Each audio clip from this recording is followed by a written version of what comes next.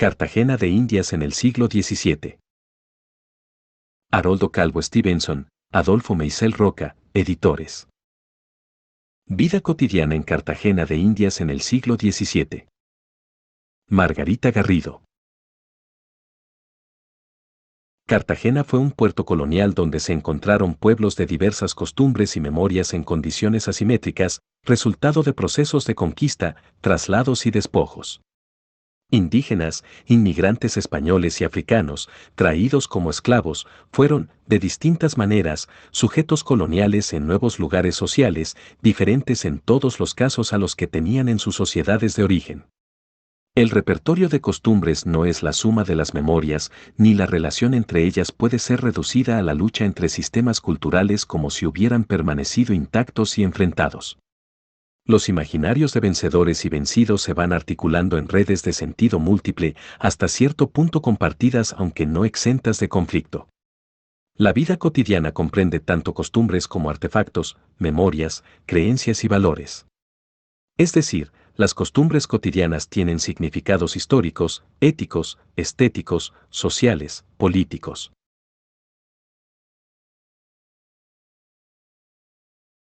Cuando se trata de una sociedad en la que, en cierta forma, todos son inmigrantes, la vida cotidiana y las costumbres constituyen, de una manera más evidente que en otras sociedades, un campo de contienda y negociación de diversas lógicas, políticas, morales y simbólicas.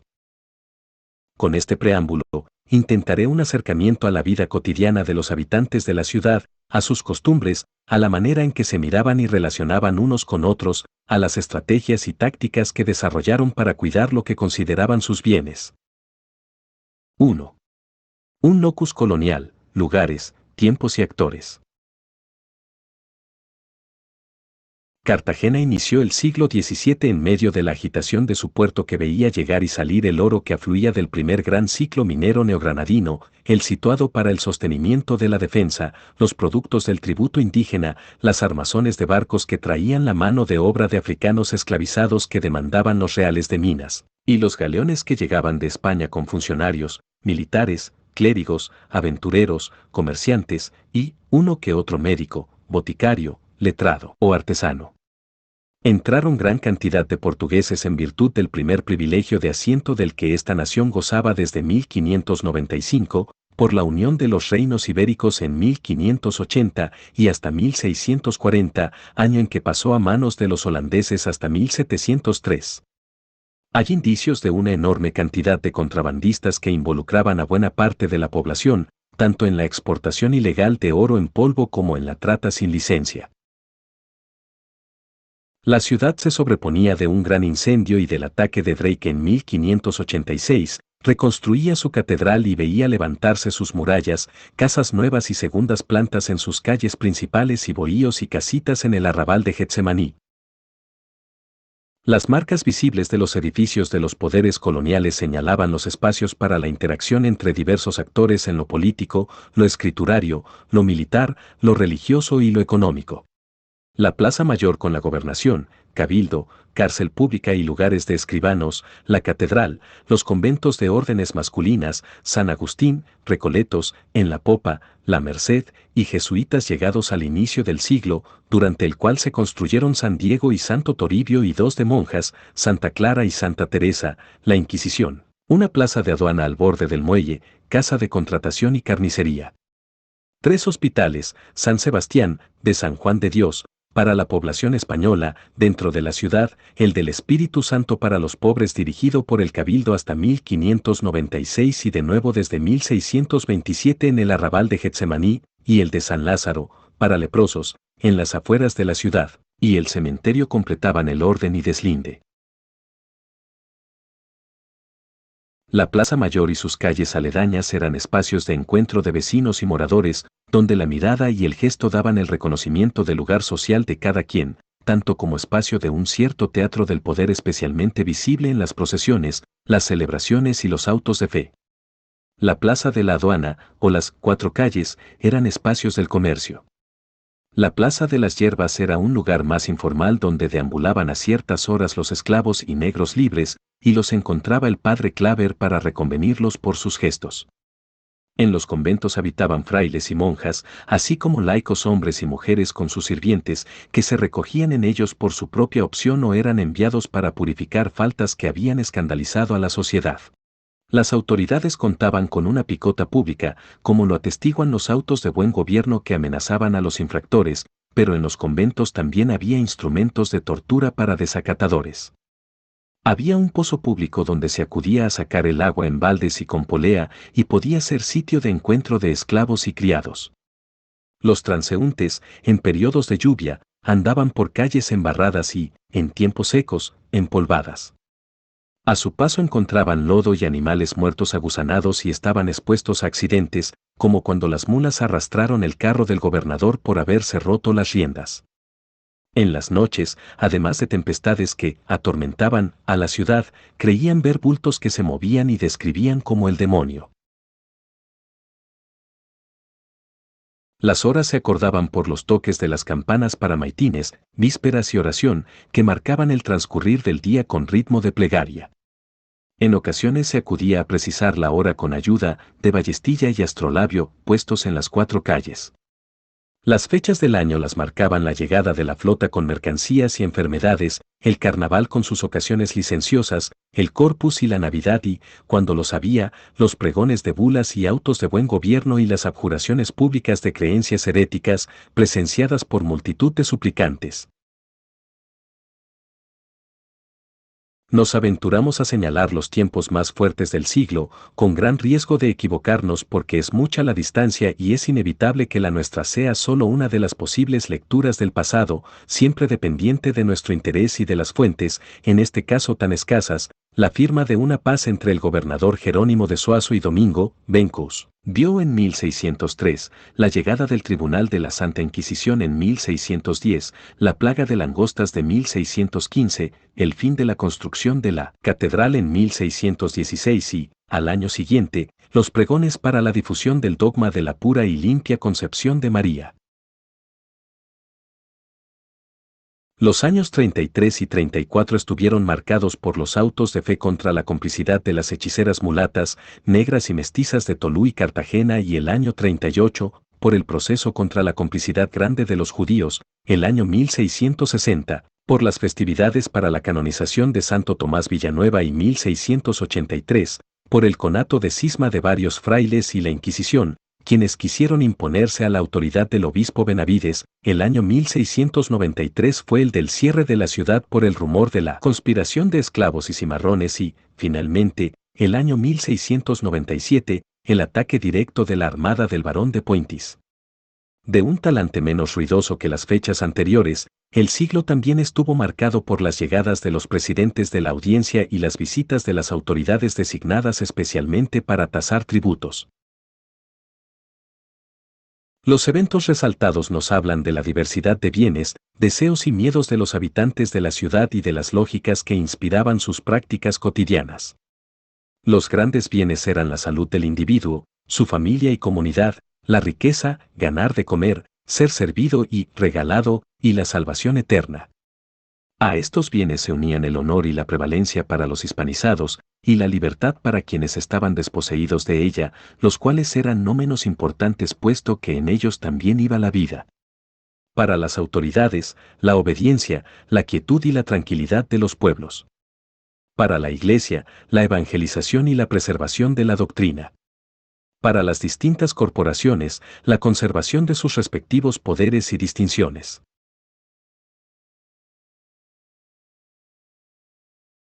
Los mayores miedos están relacionados con la pérdida de estos bienes.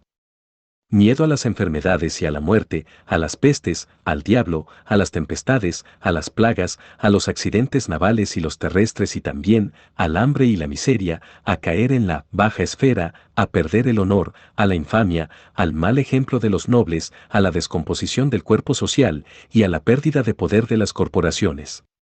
Miedo al daño que las ideas heréticas pudieran hacer a la Iglesia, y también a ser excomulgado por el obispo o acusado por algún enemigo ante la Inquisición, a recibir daño de brujería o a ser descubierto por prácticas religiosas no católicas o por usar las artes del bien querer. Miedo al ataque pirata o corsario, o a un levantamiento de los cimarrones o de los esclavos.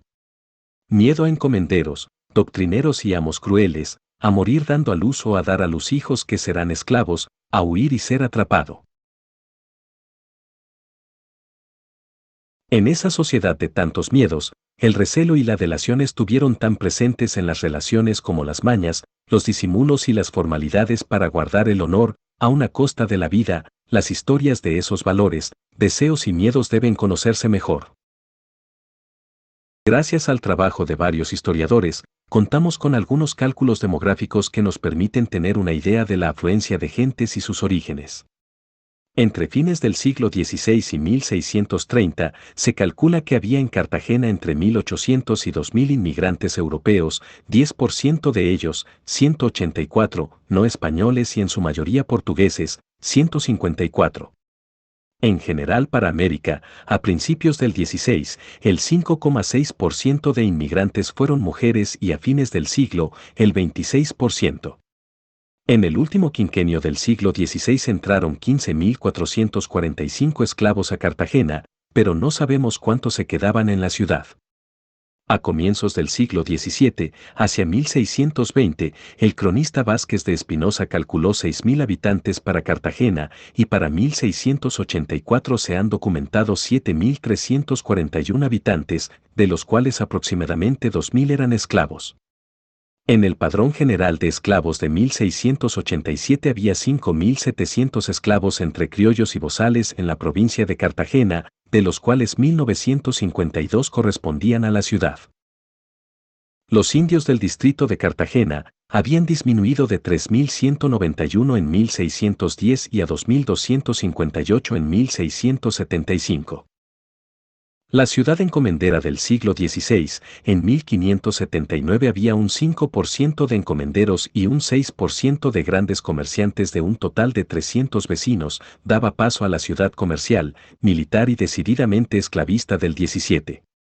Para 1631 se calculaban 1.500 vecinos o cabezas de familia y 40 clérigos repartidos en más de 41 manzanas en el centro y unas 3 en Getsemaní. Las voces de quienes habían venido hacia unos años a hacer la América son algunas de las primeras que oímos. Para hombres llegados en el último cuarto del siglo XVI, la ciudad, la región y el continente eran un destino al que invitaban a sus mujeres y familias pues, como decían en sus cartas, en 50 días de navegación trocáis sayal por brozas, y dejando atrás las hambres y mortandades de esa tierra, descansará, y le parecerá que está en paraíso al respecto de lo de allá.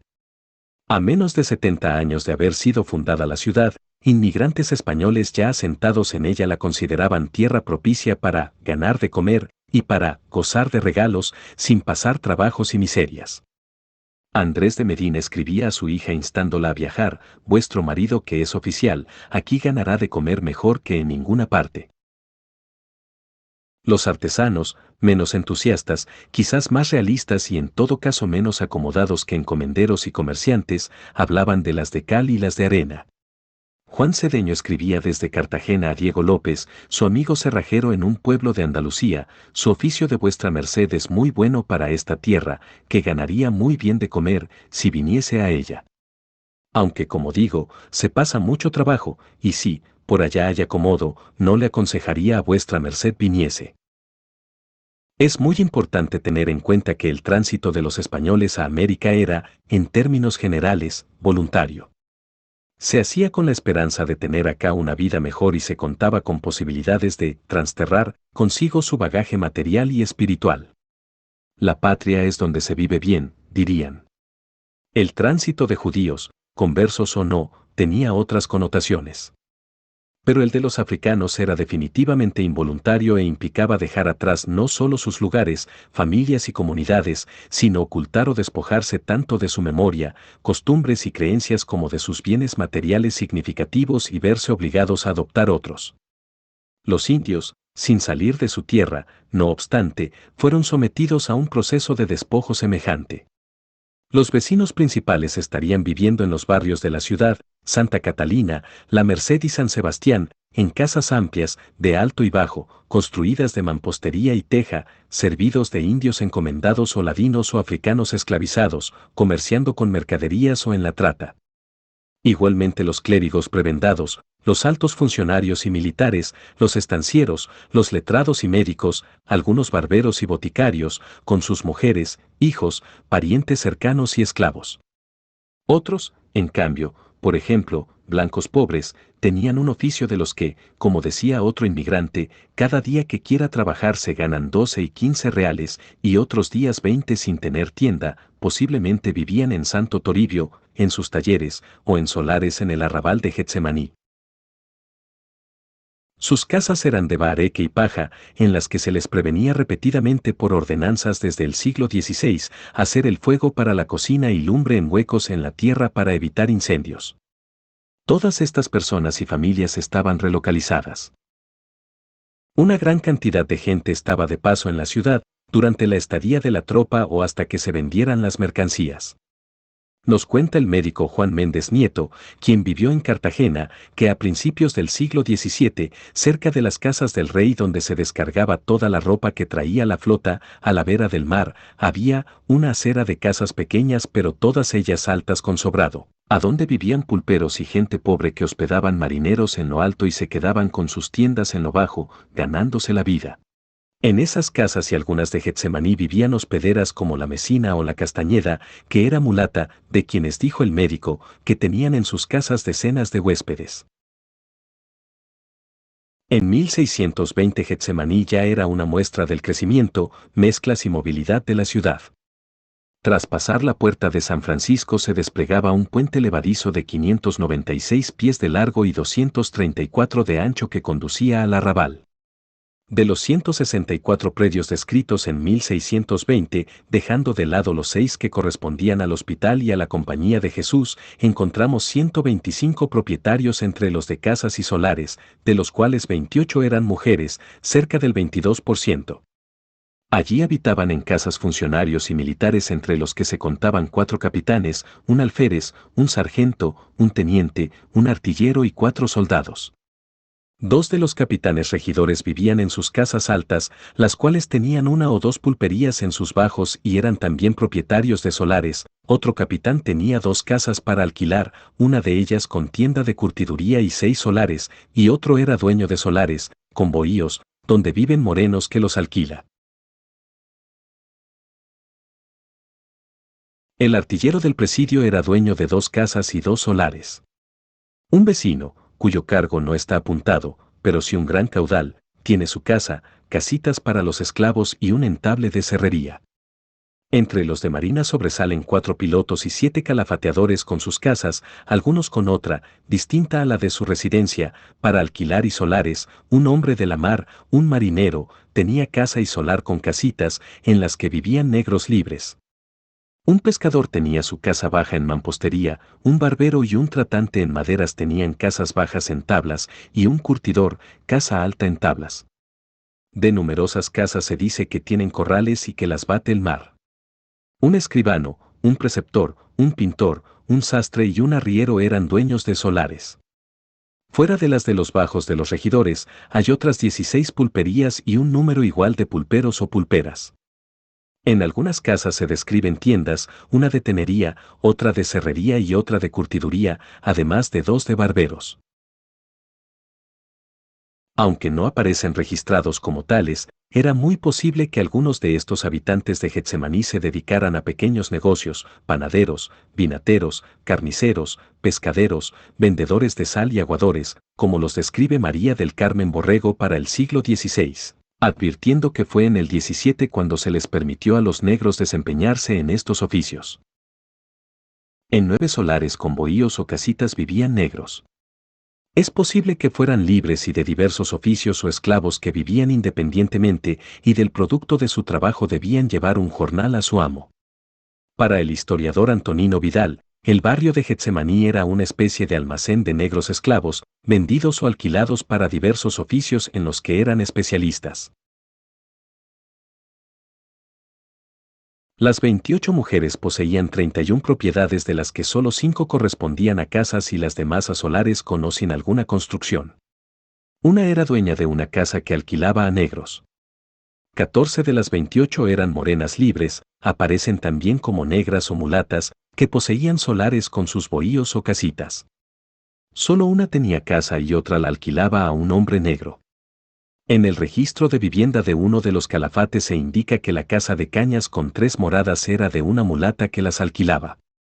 Es muy interesante notar la presencia de estas mujeres como dueñas, libres, posiblemente acompañadas de sus hijos y de algunos huéspedes pobres y de poca cuenta, como diría Méndez Nieto.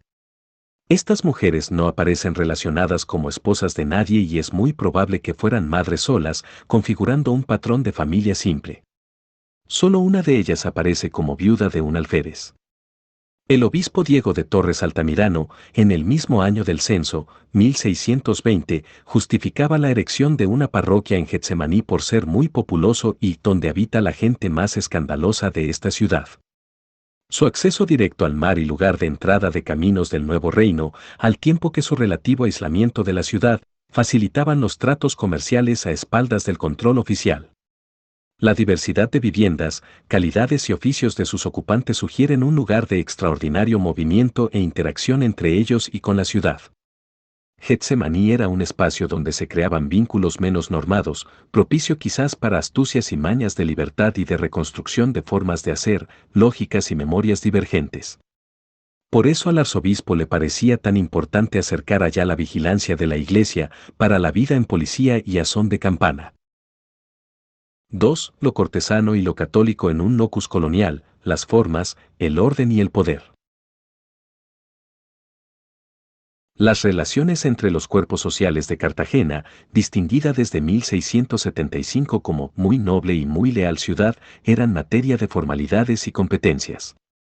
El gobernador, el obispo, los prelados de diversas religiones, los inquisidores, los regidores, los sargentos y capitanes, los encomenderos y los comerciantes se disputaban por los cargos, por la mano de obra indígena y esclava, por el oro y las mercancías y por la precedencia en las ceremonias. Sus valores nos hablan del barroco, en el que títulos, ritos y gestos significaban orden, jerarquías y méritos, y las personas estaban en obligación unas con otras por las palabras y el favor o regalo que se otorgaban. Vale anotar, como otra marca barroca de lo que se traía de la sociedad de corte ibérico, que de los 40 gobernadores del siglo XVII, 15 eran maestres de campo, 9 ostentaban también el título de caballero de la Orden de Santiago, 3 de la de Alcántara y 1 de la de San Juan, con lo que sus personas representaban cuerpos que sentían acrisolar los mayores valores y bienes religioso-militares y políticos. En ese mismo contexto entendemos la solicitud que en 1671 presentaran a la audiencia Juan de Simancas y Juana de Arjona, su mujer, para ser tratados con los privilegios de hijodalgos. Y el comercio de méritos de antecesores y propios, visible en las solicitudes de cargos, encomiendas y concesiones de tierras. El cuadro de honores y lugares sociales aparece multiplicado en la recepción de testimonios para la canonización de Pedro Claver a mediados del siglo. Allí desfilaron, como en procesión, capitanes y oficiales de milicia y de armada, estudiantes, un notario del Santo Oficio, un caballero de Santiago, el alférez mayor, el prior del convento, el prior del hospital, otros jesuitas, el alcaide de la cárcel, varias señoras, escribanos y estudiantes, el médico de presos, un asistente de orfebrería y los intérpretes de idiomas de las diferentes naciones africanas. Los gestos y palabras y en especial las procesiones debían confirmar el orden social y las jerarquías. La confirmación de las posiciones era uno de los campos de contienda más característicos. De esas contiendas por gestos cortesanos nos hablan, a principios del siglo, los reclamos del obispo Ladrada en 1613 por el mal trato dado a él por los inquisidores y las quejas del obispo Pedro de la Vega en 1616. Cuando el gobernador y el cabildo decidieron no asistir a su misa en la catedral por no estar de acuerdo con la fórmula de saludo como reverendísimo padre, que daban a él los predicadores, como era costumbre en España. Los indicios de que las formalidades eran un campo de contienda donde se negociaban identidades y lugares no se agotan en las disputas entre prelados, frailes, inquisición, cabildo y audiencia. Las celebraciones son una mejor ventana para ver cómo otros estamentos sociales participaban en ello aceptando solo parcialmente su lógica y sentido del orden. El obispo Torres Altamirano, en 1620, queriendo que la procesión del Corpus tuviera la debida solemnidad, proveyó autos sobre el orden que se debía seguir, para evitar el acostumbrado desorden de ir de ordinario a tropas, en confuso, sin distinción de personas, yendo el religioso y el clérigo juntamente con el mestizo y el negro, y algunas veces, mujeres y negras entre los religiosos y clérigos, de que se sigue no ir con la decencia y devoción, que en semejantes actos se requiere. No obstante, los religiosos no acataron el auto sino parcialmente y el obispo no logró que se hiciera como en España ni como en Lima. El obispo quería que la procesión fuera un espejo del orden que la sociedad debía tener en un lugar tan político como era Cartagena, es decir, un notable centro de poder y población en el contexto regional. Quería que las diferencias entre corporaciones, la decencia y la devoción fueran visibles. La forma en que se hacían y siguieron haciendo las procesiones, en tropas y confusión, puede ser indicio de que la mayoría de la población no se representaba en un orden semejante al que el obispo pretendía que tuviera, de que sus prácticas cotidianas eran menos separadas de lo que se esperaba, y de que era posible desplegar algunas tácticas de resistencia al obispo.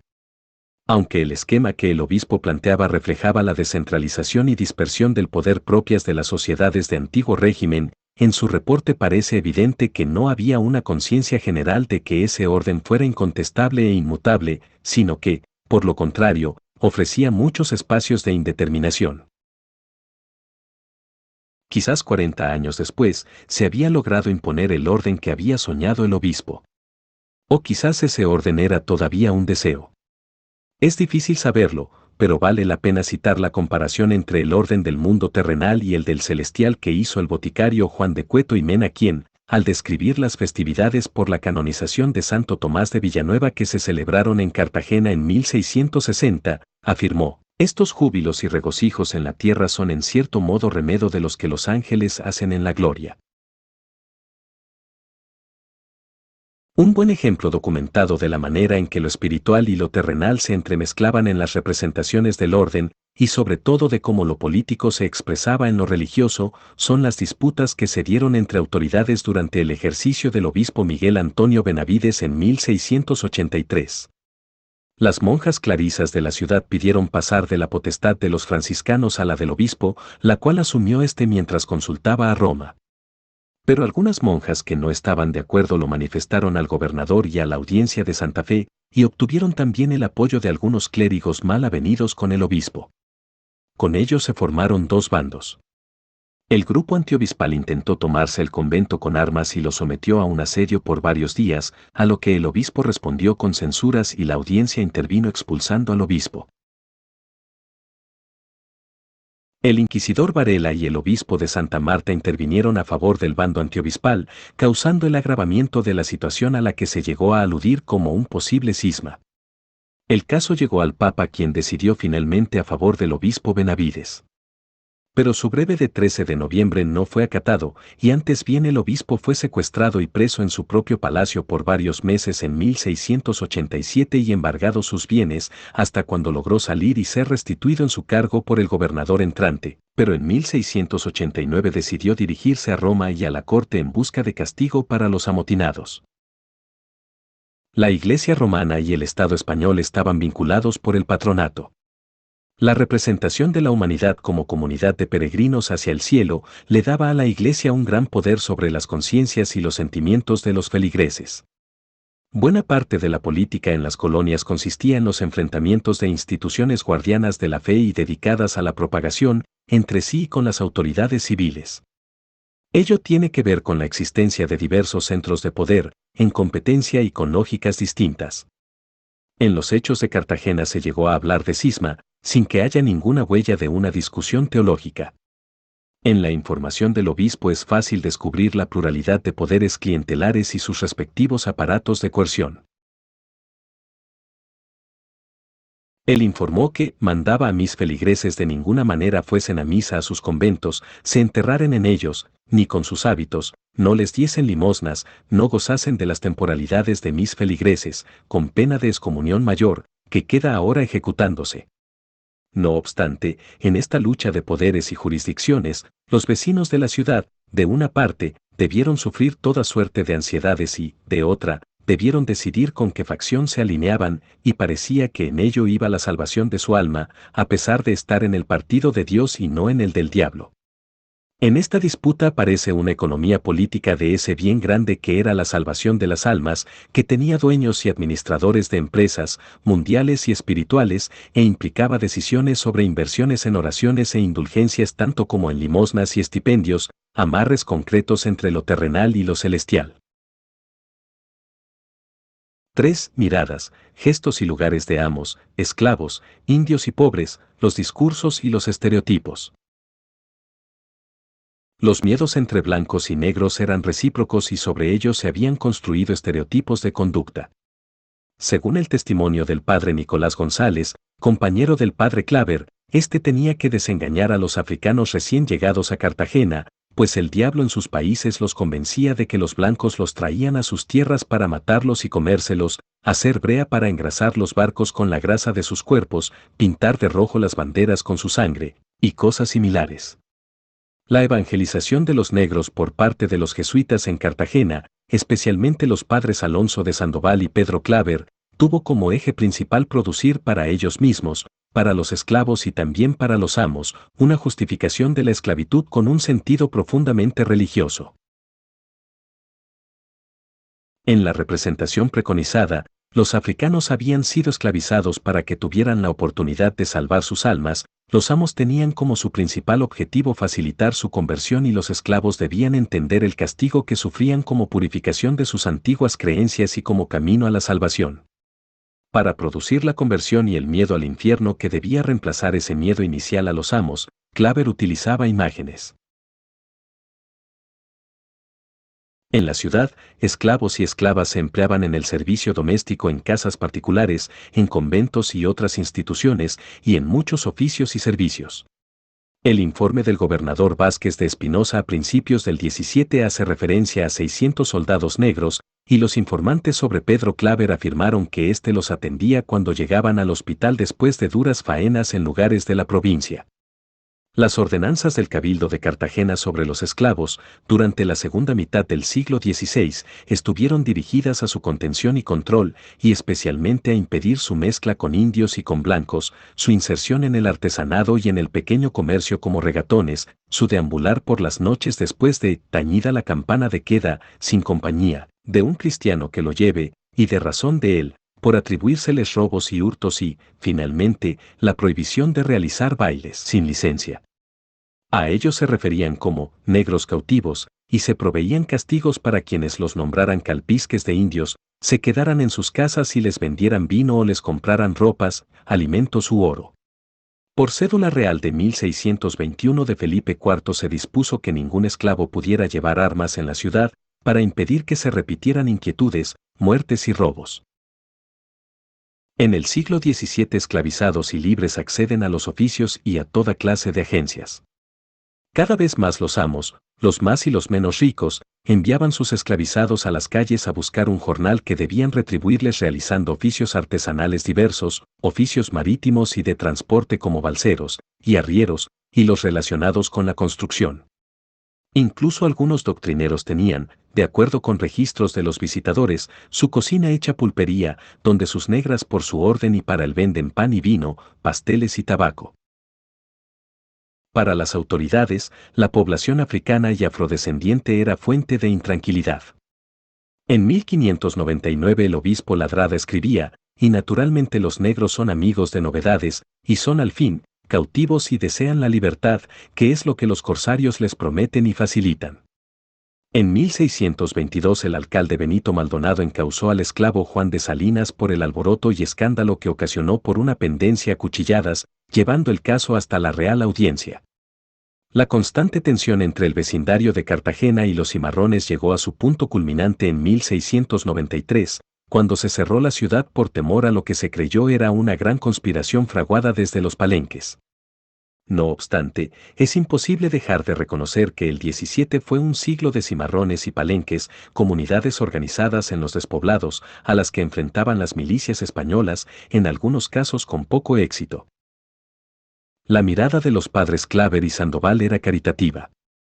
Algunos de sus gestos, como ofrecerles lugares dignos para sentarse durante la prédica, llevarles comida y curarlos sin escrúpulos por su miseria, comportaban un visible grado de reconocimiento que iba en contravía de la mirada general deshumanizante.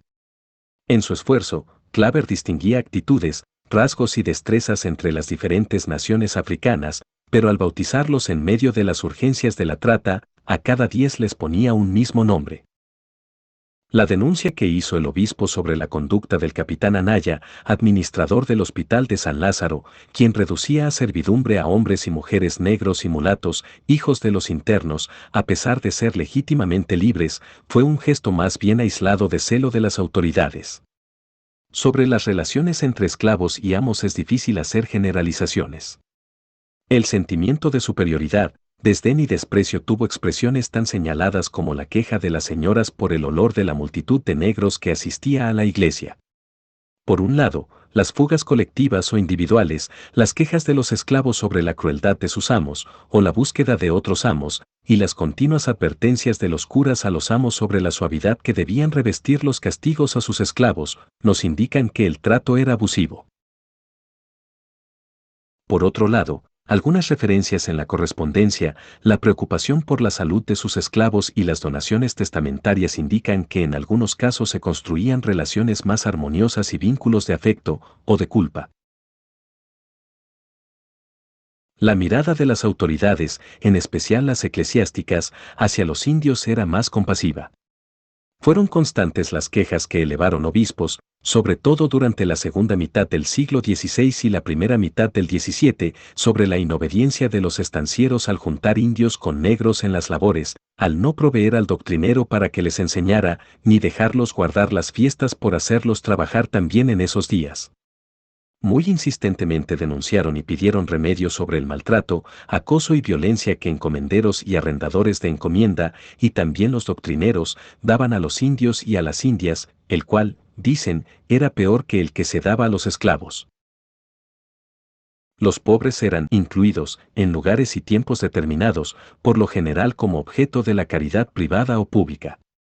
Los religiosos recogían panes y otros alimentos y vestidos y los repartían entre los pobres.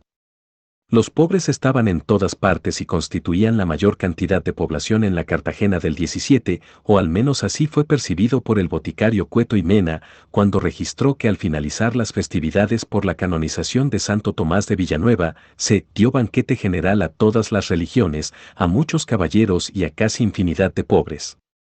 Para el siguiente día se promulgó limosna general a cuantos pobres tiene Cartagena, que son casi innumerables, porque las indias nacen para unos y mueren para otros. La idea de pobre no estaba separada de la de miserable, desaseado y enfermo. Cuenta un testigo que Pedro Claver fue donde una pobre mujer que pedía limosna para escucharla en confesión y estuvo con ella un largo rato, aunque su casa era tan hedionda que el compañero no pudo entrar. La atención a los pobres era pensada en términos de limosna y caridad, remedio a la necesidad inmediata, con distancia, y como ejercicio de una virtud cristiana que redunda en provecho de quien la ejerce. Conocemos menos sobre las miradas de los débiles. Es posible que ellos también ejercieran operaciones de homogenización de el otro. No obstante, no contamos con una buena muestra de sus discursos sobre gobernantes, amos y encomenderos. Por informes de visitadores, sabemos de la estratégica tosudez de los indígenas para aprender la doctrina cristiana y sus resistencias tácticas al cambio de costumbres. Según lo expresaba en 1611, el visitador Juan de Villabona a su majestad, los indios, por insuficiente adoctrinamiento, aún no se nombraban con nombres de cristianos y persistían en sus cantos, sus santuarios y los juegos supersticiosos. Hay algunos casos de indígenas quejándose de sus patrones tanto como de esclavos, encontrando argucias y mañas para liberarse de su amo o al menos cambiarlo por otro, de libres abriéndose caminos por los intersticios y logrando que se les permitiera desempeñarse como regatones, hospederas, tratantes o artesanos. También hay procesos contra esclavos y esclavas por asesinato de sus amos, en algunos casos por envenenamiento.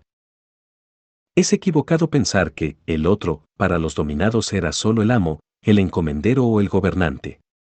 Como lo ha señalado Julián Ruiz Rivera, hay muchos testimonios sobre el desdén de los africanos y afrodescendientes hacia los nativos americanos.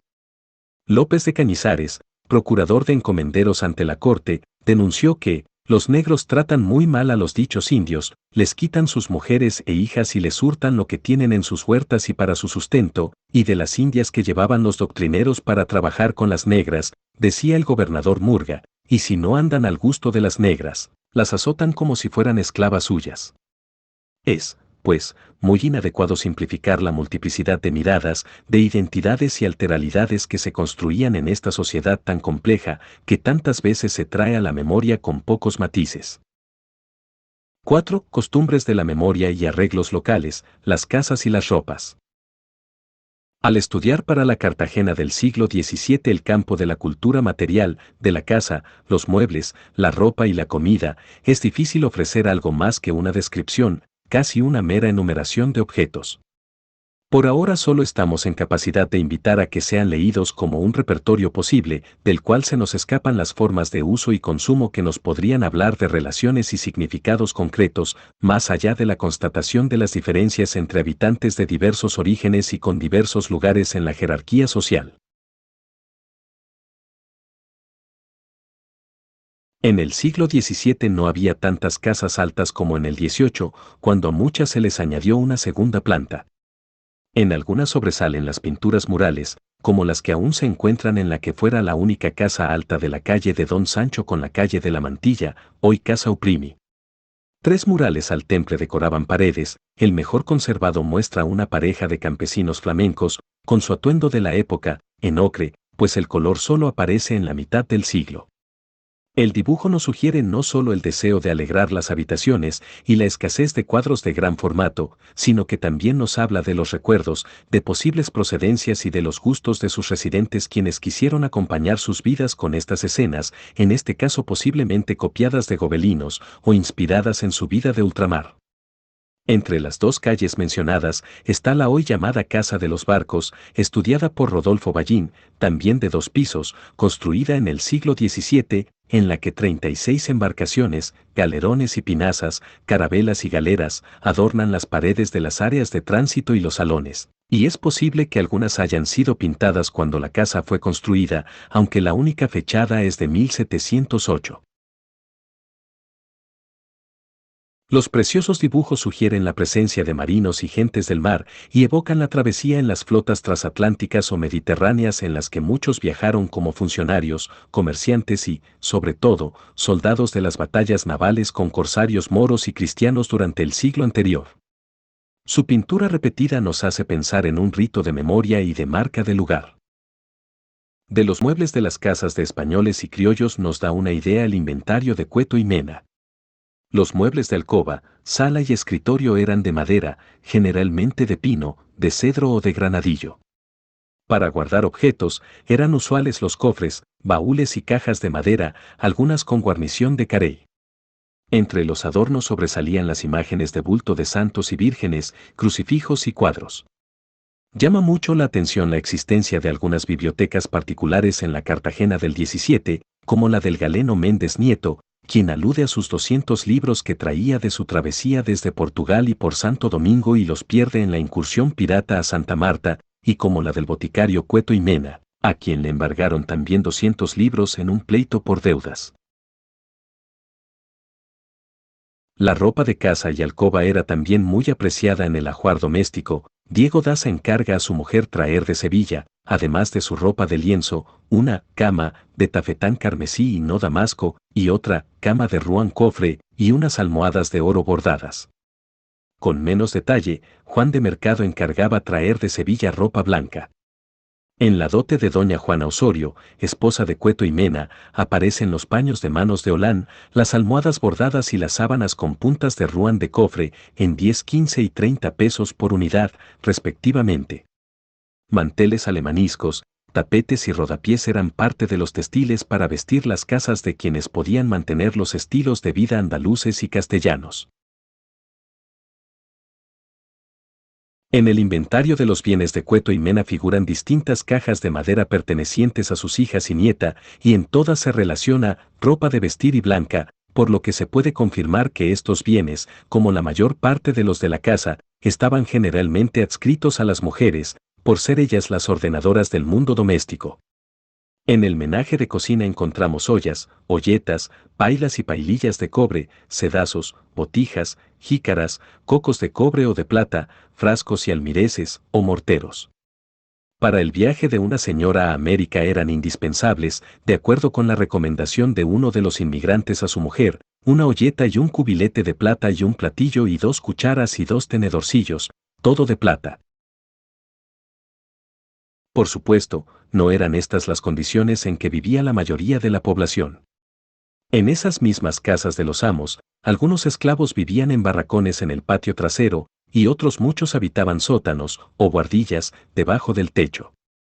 Por lo general dormían sobre costales, esteras o en el suelo. Un buen número de ellos vivía junto con libres negros o mulatos, mestizos y blancos pobres en chozas fuera de las murallas, especialmente en el arrabal de Getsemaní. En comparación con otros bienes, la ropa de vestir tenía un altísimo valor y el atuendo personal gran significado. El vestido alude al honor, el honor a la persona, y todo ello a la esfera social a la que pertenece ésta y su familia. En las cartas que hombres castellanos y andaluces ya afincados en Cartagena enviaban a sus mujeres, encontramos recomendaciones sobre la ropa que debían traer y, en especial, sobre el significado social de la apariencia exterior. En 1590, Diego de Saldaña, residente en Cartagena, le recomendaba por carta a su mujer en Villanueva de Alcardete que, al embarcarse, vistáis a todos muy honestamente de 2 pares de vestidos, uno de camino y otro de fiesta, y a mi madre con su monjil de bayeta negra, y otro de paño fino, y tocas en rosas y de viuda principal. Pues sabéis que donde una persona no es conocida le hacen honra por el hábito. En los testamentos y contratos de viaje de las sevillanas que habían vivido en América o se disponían a partir podemos encontrar referencias a las principales piezas de su vestuario. Sayas, camisas, faldellines, enaguas, mantellinas y mantas de seda, tocas y cofias, guantes, medias de seda, a los cuerpos de vestido se le cambiaba de mangas, puños y gorgueras, los cuales eran considerados como piezas de vestir en sí. Las viudas usaban monjil y toca. Las telas eran diversas, siendo las principales lienzos, paños, damascos, sedas, jerguetas, rasos, ruanes, tafetanes y anascote. Para las ropas de lujo se usaba también terciopelo. Los adornos de los vestidos indicaban su categoría. Los más valiosos tenían bordados en hilos de oro y plata, brinquiños de perlas, corales, piedras verdaderas y falsas, millarés, canutillos y vidrios. En el adorno de los vestidos, comúnmente descrito como su guarnición, también se estilaba acolcharlos. Los colores más comunes eran el negro, el carmesí, el morado y el blanco. El espejo, el peine y el abanico, elementos básicos del ajuar femenino, también aparecen en los testamentos de las sevillanas como objetos valorados y a menudo, dignos de ser señalados con destino específico a otra mujer de la familia. Por ejemplo, doña Ana de León en varias ocasiones envía cartas y regalos a doña Inés de Ayala, su sobrina residente en Cartagena, según consta en los autos sobre los bienes de esta última en 1624. Las joyas que el boticario Juan de Cueto y Mena, natural de La Mancha, recibió de los padres de su mujer como parte de la dote al casarse con la cartagenera Juana Osorio en 1637, nos dan una idea de los adornos usados por las señoras pudientes en Cartagena, una gargantilla y una sortija de perlas, unos mundos de las mismas, una cruz, 3 pares de zarcillos y 4 sortijas de esmeraldas, un lagarto de las mismas, una sortija de diamantes, brazaletes de cuentas de oro, perlas y granates. Una gargantilla y una cadenita de oro. Llama mucho la atención que, mientras las joyas eran valoradas individualmente entre 20 y 70 pesos, un vestido de damasco de Castilla, que comprendía ropa, saya y jubón negro guarnecido con galón negro, forrado todo en tafetán, estaba apreciado en 170 pesos, y otro semejante, con su mantellina, en 180. Todo ello comparado con una niña esclava, valorada en 200, y otra joven, en 300 pesos. Los géneros, los adornos y la confección de los vestidos eran mercancías más preciadas que las joyas, probablemente de más fácil consecución en Cartagena en el periodo. De hecho, el vestuario de esta casadera solo contaba con esos 2 vestidos completos y adornados. El resto consistía en un jubón, una saya, 4 naguas, 7 camisas, un manto y unos chapines. Las ropas de los hombres están menos referenciadas. Las más comunes piezas de vestir eran los jubones, los calzones, las camisas y las capas. Los adornos eran las vueltas de las camisas, los pañuelos, los botones de plata y los cordones de seda. Se usaban, además, medias de seda o de algodón y zapatos o botas con hebillas. Menos aún sabemos de la vestimenta de los pobres. El clima de Cartagena se prestaba para que las ropas no fueran muchas y es probable que los ralos jubones, camisas, calzones y enaguas o faldas fueran suficientes para ocultar la desnudez. Por la ropa de vestir que el visitador Villabona ordenó a los encomenderos dar a los indios, sabemos algo de su atuendo, ropilla y calzones, sombrero, alpargatas, camisas y enaguas, y es preciso agregar que el mismo funcionario se quejaba de la indecencia y desnudez de su traje y vestido. Nos interesa resaltar lo que dijimos al principio en cuanto al significado del vestido. Las prendas, tanto como la manera de llevarlas, aludían a la posición social de las personas y podían reflejar los grados de movilidad en la sociedad, a pesar de que los españoles quisieron ordenarla en cuerpos y estratos cerrados. El decir de Cueto y Mena de que las Indias nacen para unos y mueren para otros alude a la diversidad de destinos y fortunas que las colonias deparaban a los inmigrantes. El éxito permitía esconder orígenes humildes, el mestizaje y las relaciones se traducían en ascensos y descensos sociales. Entre aquellos que eran fruto de las mezclas y peregrinajes sociales encontramos a africanos y sus descendientes que lograron independencia y o acumular un capital y no dudaron en desafiar las normas que les impedían usar cierto tipo de prendas y colores permitidos solo a los españoles. Son sobresalientes el caso de Domingo Bió, el líder de cimarrones que decidió usar atuendos españoles, y el de Paula de Eguiluz, quien además de los recursos pecuniarios logrados por sus prestigiados servicios en el arte del bien querer, exhibía los más lujosos vestidos. 5. Mezclas sabrosas y menos conflictivas, las comidas. Por los aranceles de carnicería que publicaban los cabildos sabemos de las variadas carnes con que se atendía el abasto de la ciudad. Res, carnero, ternera y cerdo vendidos todos en cortes de cabeza, lomo y vientre con sus tripas. El cabrito, en cambio, solo por cuartos y menudo. Para la lengua de res también se estipulaba el precio por separado. Los precios se daban por las partes, aunque a veces se estipulaba el respectivo cálculo de peso en arrobas. También se vendían carnes asadas y aderezadas, tales como gallina, pollo, cerdo, cabrito, lechón, perdiz, conejo, palomo y pato, y pescado frito, salado o asado en barbacoa y camarones por libra. Otros artículos básicos de la dieta cartagenera eran el maíz, los plátanos y las cebollas, entre las verduras, las lechugas, las coles, los rábanos y las berenjenas, y entre las frutas, las guayabas, naranjas, caimitos, guanábanas, piñas, granadas, uvas, higos y ciruelas de Nicaragua. Además, se encontraba en el mercado variedad de panes, de maíz, de trigo, de casabe, junto a arepas y bizcochos. Otras frutas, como el tamarindo, el limón, la lima, la sidra, la patilla o sandía, las guindas en conserva, la pera y la manzana eran ampliamente recetadas por el médico Méndez Nieto. La gran mayoría de los productos venían de las estancias y eran fruto del trabajo de indígenas encomendados. Un plato recomendable para recobrarse de una enfermedad, según este galeno, podía ser un pollo aderezado con calabaza y agraz, o un pescado salado, acompañados de plátano, endivias y ruibarbo o de aceitunas o de lechuga con aceite, vinagre y azúcar.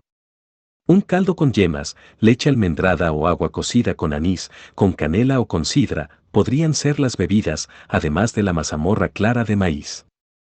Cuando se estaba en la mar se pescaba tiburón y los peces que se le pegaban, se tasajeaban y asaban y se marinaban en ajo y comino con mucho aceite y vinagre.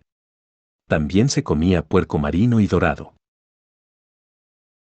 La comida de la mayoría de la población constaba de plátano asado, pan de harina de yuca o de maíz, sopa de maíz, ajos, naranjas, arroz cocido, y solo en algunos casos acompañada con vino o chocolate.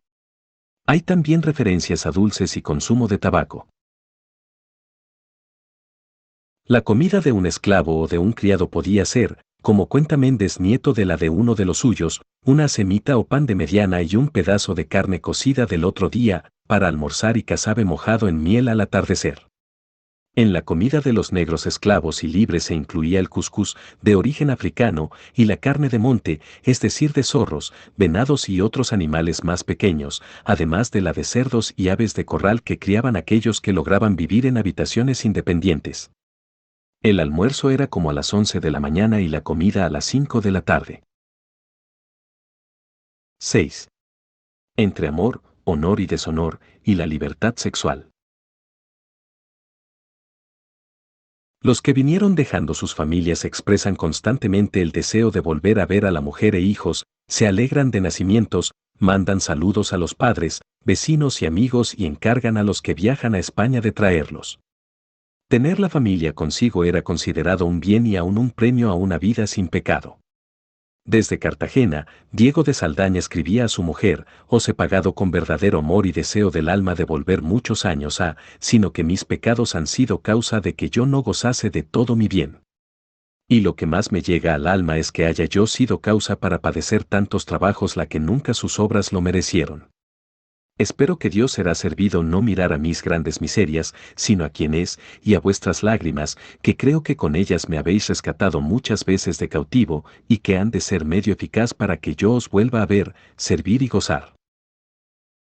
En esa concepción barroca del amor era común tratar de arreglar matrimonios para asegurar la suerte de las hijas y fortalecer el patrimonio simbólico de la familia amplia. Estos arreglos se hacían a veces entre un lado y otro del Atlántico. Pedro Díaz escribía en 1584 desde Cartagena a su hermana en Sevilla: Juana de Varo, mi sobrina, llegó viuda al reino porque murió su marido en Mompox, en un pueblo del Río Grande. Dentro de 2 meses la casamos luego, y muy bien, porque se casó con un hijo de Hernán Vázquez, un mercader que vive allí en Sevilla. Es hombre muy rico, y le vienen a este mozo de su parte más de 6.000 ducados, y él tiene más de otros 3, y fuera de eso es muy virtuoso. Ya a esta, con el favor de Dios, la tenemos remediada. No queda más de María sola, y es algún día vendrá su remedio. Huélgome que, ya que son pobres, son hermosas y virtuosas. Pero no siempre las estrategias para alcanzar y mantener la condición social deseada eran exitosas, y era muy común que al interior de las familias se produjeran desigualdades que se expresaban en gran diversidad de colores de piel, condiciones de legitimidad o ilegitimidad, fortunas, oficios y vínculos que significaban lugares sociales diferentes. Por ejemplo, un familiar del Santo Oficio casado con una prima de un barbero, o un José de Villalobos, asistente en un taller de orfebres, pariente del conocido capitán don Vicente de Villalobos Tobar, esposo de doña Micaela de las Heras Mandique, con quienes se reunía como familia, también es muestra de solidaridad testar recursos para la dote de doncellas pobres. Por supuesto, entre las familias también se daban los celos, las envidias y la codicia, y parece que no fueron pocos los casos en los que estas rencillas llevaron a la muerte por envenenamiento de maridos, esposas, amantes, hermanos o sobrinos. Aunque no contamos con censos que nos permitan establecer tasas, al margen de la normatividad, las uniones ilegítimas debían ser muy frecuentes. Las historias que registró Méndez Nieto sobre la muchacha que tomó un veneno llamado Solimán para matarse antes de que su embarazo fuera descubierto, cuando su enamorado incumplió su palabra, y la de un marido que mató a su mujer cuando, al regresar de viaje, descubrió que le había faltado, se unen a la batalla del padre Claver contra el uso femenino de los vestidos llamados guardainfante, para sugerirnos tanto la frecuencia de embarazos indeseados y ocultos, de novias engañadas o incautas, y de esposas infieles, como mujeres más libres y atrevidas de lo que se esperaba en una sociedad que se predicaba patriarcal, religiosa y enferma de honor y deshonor, como anota Marta Lux en su reciente tesis de maestría.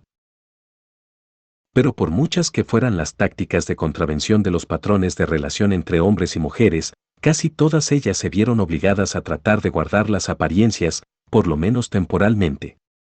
Del discurso del médico Méndez Nieto acerca del caso de la joven que no quería vivir deshonrada, vale la pena resaltar su argumento de que vale más la vida que la honra, y sus consejos para que prometiera al novio darle la dote que esperaba, a sabiendas de que no lo podría cumplir, con tal de conseguir que se casara. No contamos hasta ahora con muchas historias como esta, pero ella nos deja ver cómo, operando con las mismas reglas del dispositivo de control, se le podía subvertir. En el mismo sentido de utilización del repertorio legal y convencional, son varios los casos que aparecen para la Cartagena del siglo XVII en el Fondo Policía, del Archivo General de la Nación, sobre hombres obligados a reunirse con sus mujeres por denuncia que éstas hacían de abandono. Poco sabemos de la vida de las parejas, del amor filial y sus manifestaciones, de la infancia y la viudez en la Cartagena del siglo XVII. Algunos testigos de la vida de Claver dicen que el padre impedía que las mujeres en confesión se quejaran de sus maridos. Por el médico Méndez Nieto sabemos de la insistencia de las mujeres en concebir especialmente varones para tener las deseadas albricias, de sus quejas de poca atención de parte de sus maridos y de las ansiedades de solteras y de viudas. También sabemos, por los estudios sobre la Inquisición, del difundido recurso de las señoras a las artes del bien querer y aún de prácticas extremas para amarrar a sus maridos. Los discursos sobre el comportamiento de las mujeres no fueron completamente homogéneos, como se ha supuesto. Los de un médico como Méndez Nieto, que favorecen la búsqueda de placer para lograr la concepción, aparecen como un polo de tensión frente al de condena predicada por los curas a principios del siglo XVII. Podemos imaginar que la educación de los niños en las pautas culturales no incluía sino excepcionalmente el estudio en el colegio de los jesuitas establecido en 1605, a donde también llegaban niños de otras ciudades caribeñas. Los testimonios para la canonización de Claver registraron la voz de un padre de familia, quien le confesó haber reprendido demasiado severa y peligrosamente a su hijo. Entre la población esclava y libre de todos los colores la presencia de madres solteras con sus hijos debía ser aún mayor y la frecuencia de infanticidios contrastaba con la poca práctica de abandono, como si hubiera conciencia de la poca probabilidad de adopción de niños de color si los dejaban en los famosos tornos de los conventos, en los atrios de las iglesias o en los umbrales de las casas, como se hacía con niños blancos y mestizos. Podríamos afirmar que los africanos y sus descendientes encontraron formas de reproducir parcialmente en las colonias estructuras de familia ampliada y formas de socialización comunitaria. Aunque no contamos para el siglo XVII con censos detallados por casas, es posible suponer que la estructura familiar dominante en la ciudad no era la nuclear. Es necesario recordar que el orden familiar era por excelencia un campo de contienda de costumbres. Como ha señalado Jaime Borja, la prédica de los padres contra los amancebamientos y libertad sexual de naturales y negros fue parte sustancial de la estrategia de unificación y no diferenciación de las múltiples naciones, costumbres y memorias, las cuales fueron, de esa forma, encubiertas y condenadas. La demonización de las prácticas diferentes como estrategia discursiva y la confesión como mecanismo directo para inculcar el carácter pecaminoso de la sexualidad fueron definitivos para el control de las conciencias. No obstante, si por una parte muchos encomenderos y amos no dieron el ejemplo que la Iglesia quería, y aún de muchos frailes hay quejas enormes sobre desviación del modelo prescrito, por otra, indígenas y africanos de distintas naciones encontraron formas de escapar a los controles y aún de controlar en algunos casos la sexualidad de blancos quienes les temían y contrataban sus conjuros y hechizos, a pesar de asociarlos con el demonio. 7. Diálogos y batallas de saberes, salud, enfermedad y muerte. En el siglo XVII, en España o en América la salud era un bien difícil de conservar. Es una de las cuestiones sobre las que se informa más y se encomienda a Dios, en las cartas que van y vienen. En Cartagena, una ciudad intensamente húmeda y caliente, los alimentos se corrompen fácilmente y las personas están expuestas a fiebres y disentería. Las picaduras de mosquitos muy abundantes en estas regiones, el agua, que desde entonces se aconsejaba cocer, los vientos, aguaceros y tempestades o las polvaredas que inundaban las habitaciones, completaban las amenazas a la salud de sus habitantes, sin contar las epidemias. En 1650 el obispo Francisco Rodríguez de Valcárcel escribía al rey solicitando su traslado: «Señor, esta ciudad es un fuego, y a donde las carnes y pescados no se pueden guardar para otro día, y todas las demás cosas fácilmente se corrompen, y peligrosa para la salud, como lo han mostrado las muertes tan breves de mis antecesores». Un año después hubo una epidemia tan grande que los vecinos prometieron erigir una ermita a San Roque, si el peligro pasaba. En 1676, en Santa Fe, se trató de impedir la entrada de gente de Cartagena para evitar el contagio de viruelas y en los archivos se encuentran también referencias al tifo. Los esclavos sufren de pústulas, abscesos, llagas y costras. La población en general se queja de dolores de cabeza, de cadera, de estómago, deformaciones, infecciones y accidentes, hemorragia y síncopes. En muchos casos, Méndez Nieto diagnosticó tumores y cáncer. Los enfermos se veían sometidos a sucesivas sangrías, a unturas de aceites y toma de variadas pócimas, melecinas y cocimientos de hierbas. Las intervenciones quirúrgicas estaban a cargo de cirujanos prácticos y barberos, que con rudimentario instrumental y poca asepsia operaban muchas veces a tientas. Los hospitales de San Lázaro y de San Sebastián, administrados por religiosos, permanecían llenos de enfermos. Los informes sobre la situación de pobreza e insuficiencia de los hospitales se repiten en las cartas de los obispos al rey, en los discursos de Méndez Nieto y en los testimonios sobre San Pedro Claver, quien, al decir de testigos para su canonización, reconstruyó con limosnas un pabellón del hospital. Los padres de San Juan de Dios se veían agobiados por el número de soldados que regresaban de excursiones militares en la provincia, muy especialmente al arribar la flota que traía hasta 300 enfermos de los viajes y por la inexistencia de una enfermería para las mujeres, lo que dificultaba su atención. Los médicos de la ciudad tenían mucho trabajo y para algunos era ocasión de ganancias, como en un cálculo preciso. Escribía Miguel Hidalgo desde Cartagena a su suegro que era doctor en España, aquí en una flota gana un médico 10,000 pesos. Era muy notoria la conexión entre la salud y la fe. Gran parte de los milagros atribuidos a San Pedro Claver están relacionados con la salud, las curaciones que hacía con solo poner la mano sobre los enfermos o envolverlos en su manto. Algunas discusiones entre médicos sobre cuestiones terapéuticas fueron públicas, como la que se dio, hacia 1610, sobre la conveniencia de tratar a los enfermos de calenturas con vino y con agua sin cocer. Fray Diego de Salinas predicó contra la práctica de dar vino seguida por los médicos en el hospital, y el alcalde la prohibió. La posibilidad de morir al caer enfermo era muy grande. El pronóstico de si alguien se curaría o moriría pronto era considerado como una especie de don sobrenatural.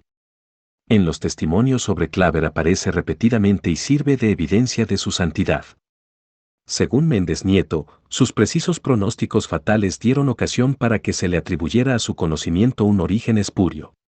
Este tipo de dudas tenía mucho sentido en una sociedad donde circulaban variadas formas de concebir el cuerpo, de entender la enfermedad e intervenirla, pues la manera hispánica de curar no era la única practicada.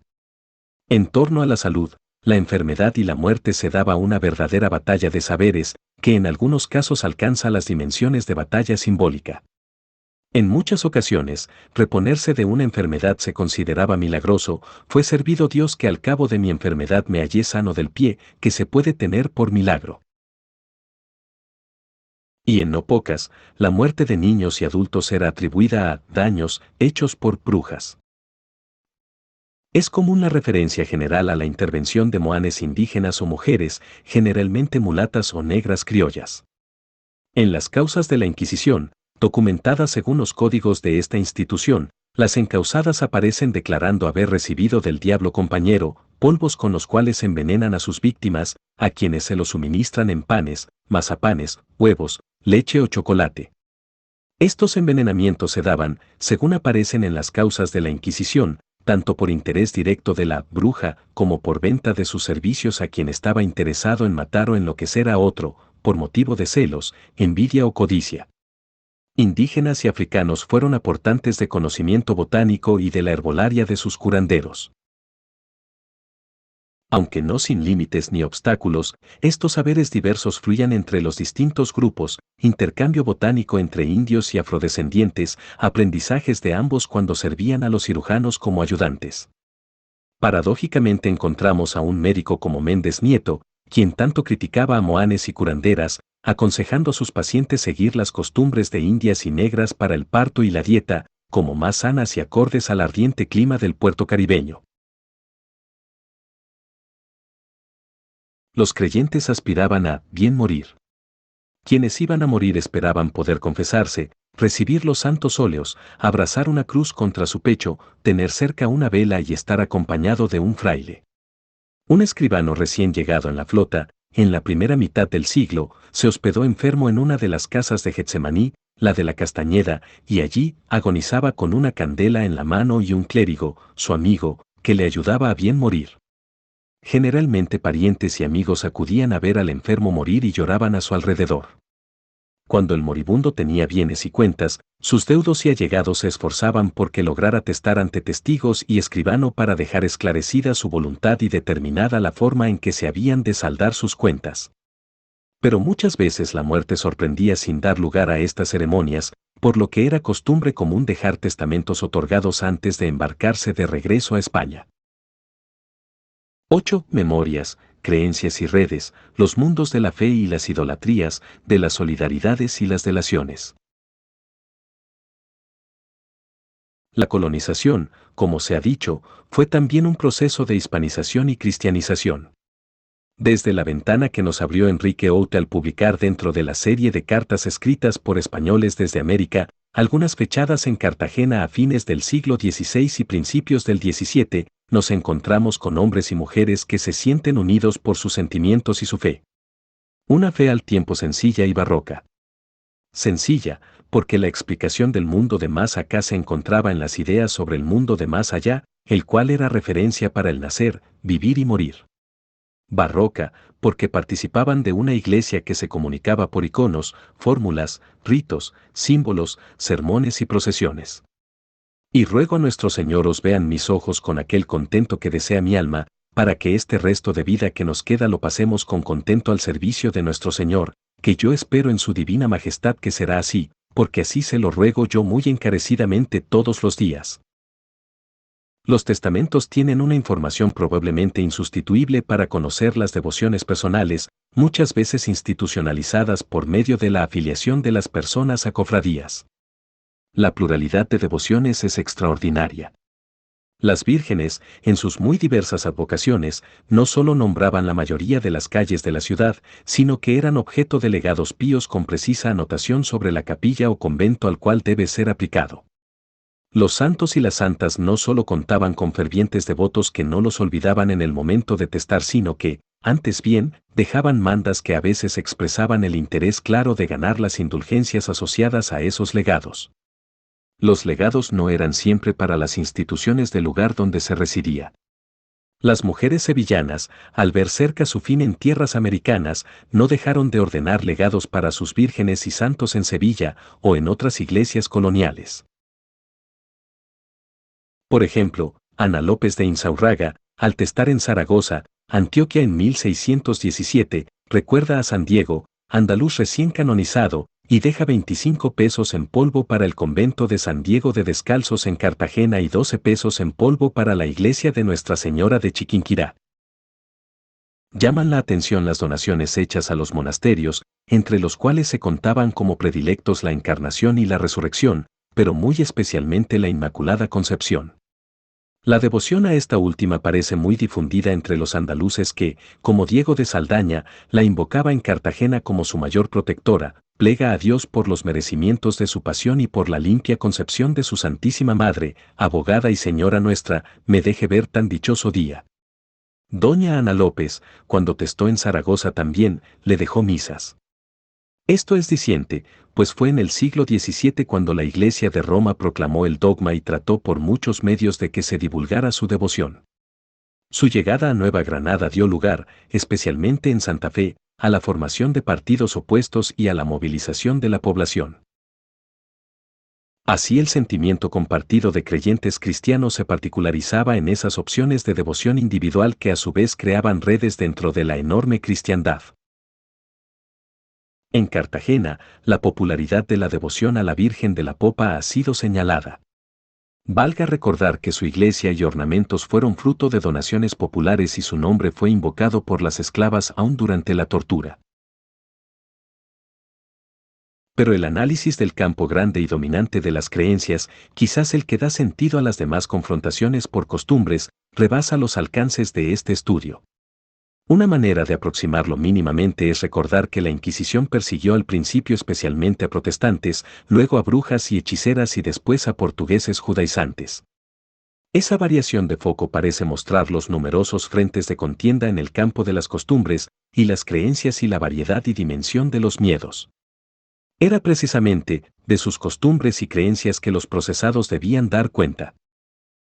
Una de las operaciones más eficaces en la batalla simbólica colonial fue la demonización de los africanos y de lo africano por parte de la Iglesia.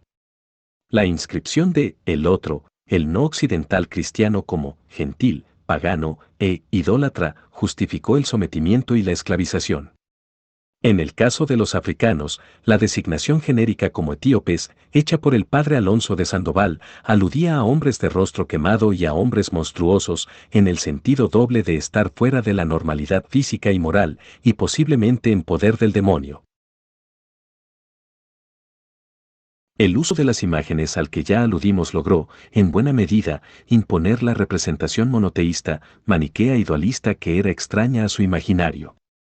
El dualismo tenía para ellos la versión especial en que su tradición y memoria de vida pasada era mala y condenable por idólatra y la nueva vida a la que entraron por el bautismo era buena y conducía a la salvación. En la preparación para el bautizo llevaban a los esclavos a abandonar de todo corazón la vida pasada, quedando como pueblo e individuo sin historia. No obstante, como lo ha mostrado Adriana Maya, hubo ruptura y permanencia de las memorias idólatras y de corporalidad. De la contienda debieron quedar desechos fragmentarios de pautas antiguas que fueron resignificados por los descendientes e integrados a una cultura popular. Lo que se temía y perseguía no era tanto la fe musulmana sino la llamada hechicería y brujería. No fue casual que uno de los más notables autos de fe de la Inquisición fuera contra la llamada complicidad de las brujas y hechiceras en 1633. Quizás, como había dicho el inquisidor Alonso de Salazar y Freías en 1612, en la causa contra la esclava María en la ciudad de Antioquia, no hubo brujos ni embrujados en el lugar hasta que se empezó a tratar y escribir de ellos. La persecución a los portugueses judaizantes también habla de otros intereses, además del miedo a la ley de Moisés. Los portugueses eran los mayores comerciantes de esclavos y sus redes coloniales se fortalecieron durante el periodo del Asiento, conectando sus negocios de México, Lima, Cartagena, con los holandeses de la Compañía de Indias Occidentales que, especialmente desde 1621, boicotearon los intereses españoles en las Indias. Así, frente a los portugueses, las causas no solo tocaron los temas de fe sino también de lealtad a la corona, es decir, de posible delito político. La idea de una gran complicidad de portugueses se configura en Cartagena en 1636 a partir de la delación de un connacional y correligionario en Lima, donde se había desatado una gran persecución. En 1638 celebraron un pomposo auto de fe en donde salieron 12 penitentes, 9 reconciliados y 3 abjuraron de Leví. Hízose con toda ostentación y la mayor que se pudo. Fue bien visto de toda esta ciudad, por ser los reconciliados los que en ese tiempo valían en ella. Al final del siglo, cimarrones y piratas fueron señalados como las principales amenazas. Como ha mostrado Anthony McFarlane, la conspiración de 1693 fue más una construcción pánica de los vecinos con el apoyo de las autoridades que una amenaza real de cimarrones y esclavos. Los numerosos y dispersos dispositivos de vigilancia, disciplinamiento y control, y la relativa autonomía de las autoridades locales con respecto al poder real, hicieron que los polos de poder fueran múltiples, compitieran y se vigilaran. Así los miedos y las desconfianzas se multiplicaron y existieron mayores espacios de indeterminación. Mientras la delación fue un arma fuerte para encauzar enemistades, las solidaridades entre pequeños grupos con conexiones lejanas con otros crearon un tejido tenue, pero fuerte entre los que compartían lazos familiares, creencias y memorias y, eventualmente, formas de búsqueda en la vida cotidiana de algunos bienes como el amor y el honor, la fe y la riqueza, la salud o la libertad. Estos son los casos de relaciones entre mujeres esclavizadas o libres, bozales, criollas, mulatas y blancas que crearon redes de madrinazgo en la enseñanza de sus saberes sobre el amor y la salud, los casos de los portugueses judaizantes que guardaban las apariencias haciendo donaciones a las iglesias y apoyándose para puestos oficiales, mientras secretamente celebraban los ritos de su fe y eventualmente, con gran sigilo, lograban nuevos adeptos a la misma, los casos de apoyo entre cimarrones en los palenques y los libres o esclavos que permanecían en la ciudad. Esas redes tenían repertorios distintos de tácticas, de resistencia, de asimilación, de negociación y de escape en las batallas de memorias, prácticas, creencias y símbolos. Hemos tratado de resaltar la impronta de la naturaleza colonial de la sociedad en la vida de los individuos, la colonización de las costumbres y de lo imaginario, tanto en las identidades, en los miedos, los sentidos del ser, de lo bueno, de lo malo, del orden y el desorden. Nos ha interesado ver las costumbres como campos de contienda y cambio. Podemos decir que la colonización fue muy eficiente. El sistema cultural de los castellanos y andaluces se impuso en todas las prácticas de vida, desde el nacimiento hasta la muerte, el amor y la sexualidad, la salud, la vivienda, la alimentación y el vestido, los gestos y los deseos. No obstante, las fisuras del control permitieron fugas, flujos, mezclas y resistencias. Sobre todo contribuyeron a construir un repertorio mucho más variado de formas de hacer en la vida cotidiana, en el que, como sucedió con los colores de la piel, ni las costumbres ni las creencias de los diversos lugares de origen permanecieron en compartimientos estancos. Pero queda por conocer mucho más de cerca las costumbres, las mezclas, los conflictos y las acomodaciones locales. Comentario Jaime Humberto Borja Gómez. La historia de la vida cotidiana en Colombia es precisamente uno de los temas donde existen más vacíos historiográficos.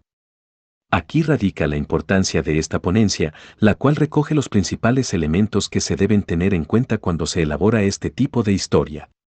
Quiero dividir mis comentarios a la ponencia de Margarita Garrido en 3 puntos. Primero, problematizar algunos aspectos de la presentación. En segundo lugar, esbozar ciertas perspectivas teóricas con respecto a la historia de lo cotidiano. Y en tercer lugar, las lecturas posibles de lo cotidiano a partir de esta presentación. 1. Los problemas de la vida cotidiana. La historia de la vida cotidiana parte de un presupuesto, su investigación desde las condiciones concretas de la sociedad que se observa. El caso de Cartagena tiene situaciones muy precisas, y uno de los códigos que permite entender su proceso especialmente para los siglos XVI y XVII, es la desterritorialización, desde el cual se puede hacer una lectura de lo cotidiano. Cartagena es una sociedad de inmigrantes, aspecto desde donde se articulan los sujetos coloniales en nuevos lugares sociales, que menciona la presentación de la profesora Garrido. Los inmigrantes son sujetos desterritorializados.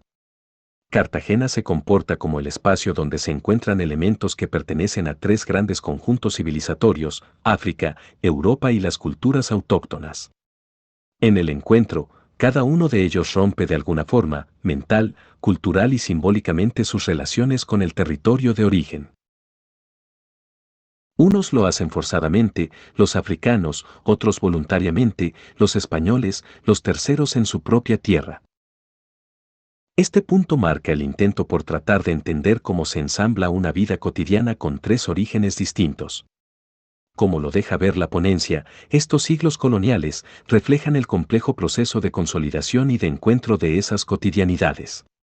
El panorama se vuelve más complicado en la medida en que el intento por la reconstrucción de ese pasado tiene una implicación. El historiador mira desde un acá, ese allá. La tensión es permanente. Nosotros historiadores elevamos nuestras propias normas culturales a códigos de comportamientos generales y, desde allí, elegimos un pasado del gran catálogo de problemas que tiene una realidad diferente a nuestro tiempo presente, para construir una narración que nos interesa mirar desde nuestra perspectiva. En este sentido, del conjunto de problemas de la historia de Cartagena, los historiadores han recreado con especial énfasis algunos hitos desde donde se ha construido su pasado. La piratería, la Inquisición, la esclavitud o la historia militar de su defensa han sido temas tomados y desarrollados en momentos historiográficos muy precisos, con los que muchas veces se busca una respuesta a los problemas contemporáneos. Lo cotidiano ha estado ausente. La presentación de Margarita Garrido se pregunta por el detalle de lo cotidiano. Más allá del simple catálogo de curiosidades, se trata de ver los problemas culturales que están detrás de los grandes acontecimientos, lo que permite particularizar a esta sociedad al interior de sus hitos. Lo cotidiano deja ver problemas concretos que reflejan una cultura cartagenera menos rígida y normada de lo que ha querido presentar la historiografía tradicional. Esto es lo que pretende mostrar esta ponencia, pues detrás de este catálogo de problemas de lo cotidiano, se revela una sociedad más flexible de la que tradicionalmente conocemos, y quizá menos sujeta a los estereotipos que se han forjado de ese pasado. Quisiera aludir a algunos ejemplos que permiten contextualizar de manera más amplia lo que se ha presentado. En primer lugar, se debe poner la historia de Cartagena en relación con el Caribe, a partir del cual se pueden deconstruir algunos imaginarios. El primero de ellos tiene que ver con la tradicional asociación del esclavo con la condición étnica de negro. Un elemento importante para tenerse en cuenta, pues también había esclavos blancos en la vida cotidiana cartagenera. Se trataba ciertamente de una población menor, muchas veces de origen musulmán del norte de África, otros eran herejes, protestantes y algunos procedían de la India. Un segundo aspecto, la identificación de vecinos o pobladores con blancos, pues desde el siglo XVI ya había pobladores negros, así como también libertos. La presentación deja ver precisamente esto, la actividad y movilidad de la población negra en la cotidianidad colonial. Finalmente, hay que fijar la atención en la Inquisición, que en el caso de Cartagena no es aquella oscura institución que se inventó la historiografía liberal del siglo XIX. Se trata de una institución mucho más flexible y moderada si se le pone en su contexto, es decir, en comparación con la justicia civil ordinaria. Estos ejemplos dejan ver que lo cotidiano refleja lo específico de una sociedad y obliga a dejar de lado las generalizaciones de las experiencias sociales y culturales. Estos contextos proyectan otro problema: en Cartagena se encierran diversas ciudades con diversas cotidianidades. Tenemos la ciudad de los comerciantes y los esclavos, la ciudad de los que están de paso, inmigrantes, burócratas y extranjeros, la ciudad de los encomenderos, de los indios, de las órdenes religiosas. Cada uno de estos grupos cuenta con su propia cotidianidad y allí es donde es necesario matizar qué significados tiene la desterritorialización, pues como en la ponencia se menciona, se nos escapan las formas de uso y consumo que nos podrían hablar de relaciones y significados concretos, más allá de la constatación de las diferencias entre habitantes de diversos orígenes y con diversos lugares en la jerarquía social. Estas perspectivas, tanto en lo material como en lo mental, son las que finalmente componen la vida cotidiana. La compleja relación que existe entre lo material y lo mental permite esbozar 5 tipos de problemas con respecto a lo cotidiano a partir de la ponencia en cuestión.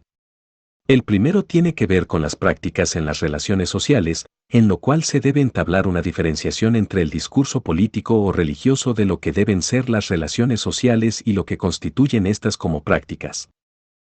Es decir, una cosa es lo que se normativiza en el derecho, en los discursos teológicos o civiles con respecto a lo cotidiano, y otra, las experiencias concretas que se dan entre los habitantes de una sociedad con sus elementos particulares. El mencionado caso de la constitución de la familia entre sujetos de procedencia africana, por ejemplo, que se alejaba de la norma occidental instituida, nos ilustra este aspecto. Precisamente la familia abre el segundo tipo de problemas, pues partir de ella se puede leer esta ponencia, la conformación del cuerpo social, uno de los grandes imaginarios del siglo XVII, que en esta región es muy importante porque tiene que ver con la conformación de la base social. Este aspecto permite leer la cotidianidad desde el contrapunteo entre lo legítimo y lo ilegítimo, este último muchas veces interpretado por los historiadores desde la legalidad del deber ser del siglo XXI. Para entonces, como ocurría en el mundo colonial, también en Cartagena se trataba de conformar el imaginario de familia como base del cuerpo social, a partir del ideal de la Sagrada Familia, lo cual implicaba una familia nuclear que debía sustituir a la familia extendida. Se trataba de un discurso que difícilmente ascendía a las prácticas, muchas veces fundamentadas en familias ilegales, lo que se traducía en el concubinato o la bigamia, entre otras posibilidades. Un tercer elemento es lo que tiene que ver con la corporeidad. Muchos de los temas tratados en la ponencia aluden a aspectos relacionados con la historia del cuerpo, como la alimentación o la salud, y esta a su vez con la piedad. La historia del cuerpo se desprende de la historia de la vida cotidiana, pero ahora último se ha convertido en una tendencia particular, con métodos propios. Estudiar el cuerpo como experiencia de lo cotidiano permite tener una dimensión más amplia de los problemas de un orden social que desde la desterritorialización une diversas formas de concebir el ser físico en el mundo. Allí se encuentra un elemento aludido en la presentación, el carácter mágico del cristianismo y sus efectos en el cuerpo a través de las enfermedades curadas a través de los milagros atribuidos a San Pedro Claver, la taumaturgia y las curaciones mágicas de indios y negros, todo esto mediatizado por el cristianismo.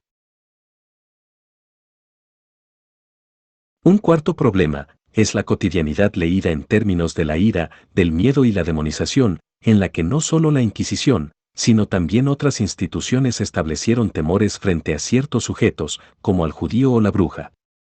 Estos no proporcionaban miedo por sí mismos, sino que representaban un imaginario particular que entronizaba la sociedad. Finalmente, encontramos la cotidianidad en relación a una sociedad vigilada, disciplinada y controlada institucionalmente. En la ponencia se planteaba una cultura de la delación, lo que por sí mismo se constituye en una respuesta muy barroca. En el temor al desterritorializado, se amalgaman valores y principios. Sin embargo, queda mucho por saber acerca de las costumbres, sus mezclas, conflictos y acomodaciones locales. 2. Lo teórico para la historia de vida cotidiana. La ponencia también plantea un conjunto de problemas teóricos, pues este tipo de observaciones del pasado propone una inquietud, bajo qué condiciones se puede comprender historiográficamente el acercamiento a lo cotidiano en sociedades culturalmente complejas y el proceso de consolidación como esta cartagenera. Resolver esta inquietud está relacionada con lo que el historiador busca en un pasado específico, del cómo se lee lo colonial cotidiano y qué respuestas pretendemos establecer cuando interrogamos ese pasado. Para el efecto, es fundamental el uso de ciertas categorías y fuentes a las cuales se les puede interrogar por ese pasado y la conciencia del lugar desde el cual se escribe. La visión de ese pasado es solo una de las posibles lecturas, siempre dependiente de nuestro interés y de las fuentes, en este caso tan escasas. En relación con esta cotidianidad, entonces se desprenden 4 grandes problemas teóricos y un debate que mencionaré a grandes rasgos. El primer problema es establecer si lo cotidiano tiene que ver con la tradición, con la costumbre o con la cultura, 3 etapas distintas a partir de las cuales se puede argumentar el sentido de lo cotidiano. Aún más, este problema tendría que ver con el método con el cual el historiador se acerca a lo cotidiano, pues es diferente el resultado de observar prácticas o discursos, ya que estos últimos se comportan como idealizaciones narrativas para la construcción de sujetos. Lo cotidiano también son representaciones de la realidad e imaginarios sociales. Un segundo problema es cómo leer lo cotidiano desde una sociedad que aún no tiene una conciencia de individualismo y en donde se están comenzando a formar sujetos coloniales. Incluso, la categoría sujeto colonial nos pone en un debate teórico bastante complejo. El tercer problema es la comprensión de la alteridad y la otredad, pues en el siglo XVII estaba comenzando el proceso de perfilar la conciencia de otro. Esto implica una problemática teórica bastante compleja porque o construimos el pasado desde la idea de otro que pertenece al presente o se interroga y contextualiza, en este caso, a ese otro colonial. Finalmente la cotidianidad es una relación de alteridad. Cuarto problema teórico, la contención, control y resistencia. Pienso aquí que el problema es la forma como se establece lo cotidiano como una canalización de la violencia estatal. Incluso, también habría una experiencia interesante para ver lo cotidiano como microfísicas del poder, que en esa sociedad tan desterritorializada aporta elementos interesantes. El debate al que hacía alusión está relacionado con estas perspectivas. Se trata de pensar esta sociedad como una cultura barroca o no barroca, lo que proporciona un marco contextual del cual depende la interpretación que se haga de lo cotidiano. Si efectivamente existió una cultura barroca en Cartagena, esto se reflejaría en los usos y costumbres del día tras día. Finalmente, es importante mencionar un aspecto que está presente en la propuesta de esta ponencia. Se trata del tipo de fuentes que se emplean para reconstruir estos elementos de lo cotidiano y los marcos teóricos para pensar estas fuentes. Los documentos de archivos, testamentos, dotes, contratos, procesos de santidad, cartas, la literatura y crónicas son las fuentes que utilizó Margarita. Pero también en nuestra tarea para pensar lo cotidiano está relacionado con el empleo de las imágenes visuales y narradas, como la pintura, la escultura, los sermones, los cuales se constituyen en fuentes interesantes. En Cartagena, por ejemplo, es abundante la pintura mural, una singular fuente que habla de lo cotidiano. 3. Lecturas posibles de lo cotidiano. A partir de la propuesta de Margarita Garrido, quisiera establecer algunos puntos desde los cuales se puede hacer una lectura posible de lo cotidiano. Tendríamos una posibilidad de leer la vida cotidiana, por ejemplo, desde la economía política. En este caso, se podrían entender las relaciones de lo cotidiano desde las luchas por el poder y sus respectivas divisiones en el que juegan un papel importante los conflictos jurisdiccionales de la Iglesia y el Estado. Un segundo elemento es lo cotidiano en la representación que una sociedad se hace de sí misma, para lo cual un elemento tan cartagenero como los autos de fe inquisitoriales, las procesiones, las celebraciones o la fiesta, son expresiones de lo cotidiano. Las celebraciones son una mejor ventana para ver cómo otros estamentos sociales participaban en ello aceptando solo parcialmente su lógica y sentido del orden.